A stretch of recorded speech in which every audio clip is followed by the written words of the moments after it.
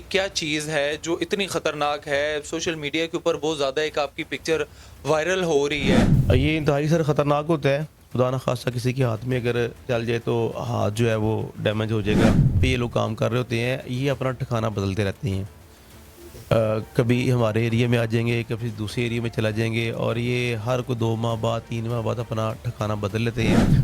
तो जब हमें कन्फर्मेशन हो गई है तो देन हम लोगों ने फिर जो है अपने सीनियर्स को बता के तो हमने फिर इसको पकड़ा इनको। अस्सलाम वालेकुम, मैं हूं सैयद साइम अली और आप देख रहे हैं पब्लिक पॉइंट न्यूज़। दोस्तों, गुजरपुरा के इलाके में मौजूद हैं और इस वक्त फैक्ट्री के अंदर से एक माल बरामद होता है। माल क्या है और पुलिस ने क्या कार्रवाई की और कहा यह जा रहा है कि मौत का सामान दोस्तों क्या है वो इंचार्ज गुजरपुरा के यहाँ पर मौजूद हैं शुजा साहब। उनसे जानने की कोशिश करेंगे कि ये क्या चीज़ है और कितने पैमाने पे इसको पकड़ा है। और पुलिस को हमेशा पंजाब पुलिस के बारे में कहा जाता है कि ये बड़े दिलेर अफसरान होते हैं और आज शुजा साहब मौजूद हैं। इनसे जानते हैं सारी कहानी, मामला क्या है और ये क्या चीज़ है जो जानलेवा है, जिसके बारे में इतना ज़्यादा सोशल मीडिया के ऊपर चर्चा चल रहा है। आज उनके पास मौजूद हैं, जानते हैं। अस्सलाम वालेकुम जी वालेकुम सर। सर, कैसे हैं आप? अल्हम्दुलिल्लाह। अच्छा सर, सबसे पहले मुझे ये बताएं कि ये क्या चीज़ है जो इतनी ख़तरनाक है, सोशल मीडिया के ऊपर बहुत ज़्यादा एक आपकी पिक्चर वायरल हो रही है। ये क्या चीज़ है जो आपने इतने बड़े पैमाने पे पकड़ी हुई है? सर ये बेसिकली ना आतिशबाजी का सामान है। आतिशबाजी के अंदर पटाखे भी होते हैं, शुलियाँ होती हैं, अनार होते हैं, मुख्तलिफ़ कैटेगरीज के अंदर होते हैं। उनमें से एक जो सबसे डेंजरस किस्म होती है उसको बम बोलते हैं, बम। तो बम ये टाकी बम है। टाकी बम इसको इसलिए कहते हैं कि इसके सारे जो है ना ये चारों तरफ जो है ना टाकियाँ बना के इसको कवर किया होता है और उसके ऊपर फिर ये पेपर लगा के इसको एक खूबसूरत शक्ल दे दी जाती है। ये इंतहाई सर ख़तरनाक होता है। खुदा न खास्ता किसी के हाथ में अगर चल जाए तो हाथ जो है वो डैमेज हो जाएगा और इसकी बड़ी आवाज़ होती है और बड़ी दहशत होती है। ऐसे लगता है जैसे किसी ने कोई बड़ी राइफल से फायर ही कर दी है। तो ये काफ़ी ख़तरनाक सर होता है। अच्छा सर, बारूद जो इसके अंदर होता है, बारूद ये कैसे बनता है, कहाँ से ये लोग लेकर आते हैं और लाहौर जैसे इलाके के अंदर इतना बारूद किस तरह से ये लोग इकट्ठा कर लेते हैं या खुद से बनाते हैं? सर ये असल में ना ये ख़ुद से मुख्तलिफ़ चीज़ों को के कम्बिनेशन से मिला के ना पटास होती है या कोई और केमिकल्स जो होती हैं, ये उनको आम मार्केट से मुख्तलिफ़ केमिकल्स की शक्ल के अंदर लेते हैं, उनको मिक्सअप करके फिर एक चीज़ तैयार करते हैं जिससे जो है उसकी ये आवाज़ पैदा होती है और उसका सारा सामान ही चलता है ये। तो ये उसको मिक्स करके फिर बनाते हैं। ये देसी साख्ता सारे होते हैं और टाकियाँ सारी इन्होंने बना के इसके अंदर वो बारूद डालते हैं और फिर ये एक वो जिसके साथ वो लगाते हैं इसको माचिस के साथ इसको जलाते हैं। तो उससे जो होता है फिर वो बारूद फटता है तो उससे काफ़ी जो है ना वो आवाज़ पैदा होती है और कह लें कि एक फ़ज़ा होती है जैसे कोई खुदा न खास्ता फायर हो गया या क्या हो गया, इस तरह की चीज़ें। अच्छा, मुझे बताएं कि फैक्ट्री कैसे पकड़ी और फैक्ट्री कितने अरसे से इलाके के अंदर काम कर रही है?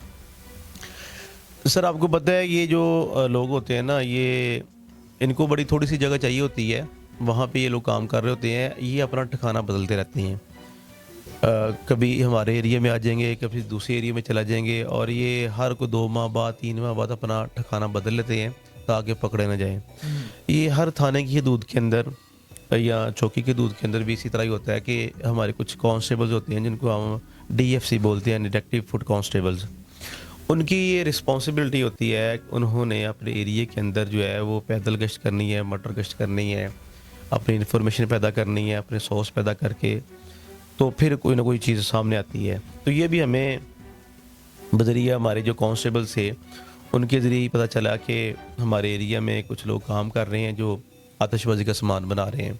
तो हम लोगों ने फिर उसको फोकस किया, 2-3 दिन हमने इसको जो है वो आप कह लें फोकस करके तो इन तक पहुँचे हम लोग। तो जब हमें कन्फर्मेशन हो गई है तो देन हम लोगों ने फिर जो है अपने सीनियर्स को बता के तो हमने फिर इसको पकड़ा इनको। तो काफ़ी तादाद के अंदर ये आप कह लें कि ये तैयार थे, जो बम जो बने हुए थे टाकी बम जो है हज़ारों के अंदर ये हमें वहाँ से मौके इतनी ज्यादा मिकदार। जी जी, हज़ारों के अंदर ये मिले हैं। और ख़ाम माल शायद इससे भी ज़्यादा का होगा। अच्छा। ख़ाम माल जो है इससे भी ज़्यादा का होगा। ख़ाम माल भी था वहाँ पे, तैयार माल भी था। तैयार माल होता है साथ साथ ये लोग मार्केट के अंदर सेल करते जा रहे होते हैं। तो जो ख़ाम माल होता है फिर और लाई जाते हैं, बनाई जाते हैं, इनका यही प्रोसेस चलता रहता है ये।